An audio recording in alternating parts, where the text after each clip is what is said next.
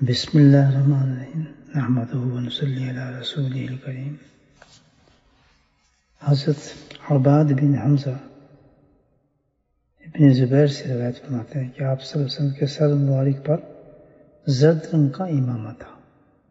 حضرت عباد بن حمزہ ابن زبیر رضی اللہ تعالیٰ سے روایت فرماتے ہیں کہ آپ صلی اللہ علیہ وسلم کے سر مبارک پر زرد رنگ کا امامہ تھا۔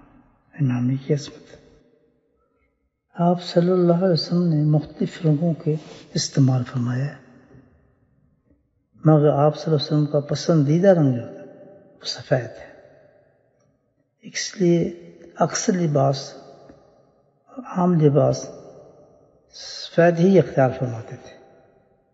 اسی لیے مشائخ، علماء، صلحاء سفید رنگ کو پسند فرماتے ہیں اور اپنے اس میں اسی کو استعمال کرتے ہیں۔ امامے کی عصمت، اللہ پاک ہمیں نبی کریم صلی اللہ علیہ وسلم کا رنگ چڑھا دے ہم پر بھی۔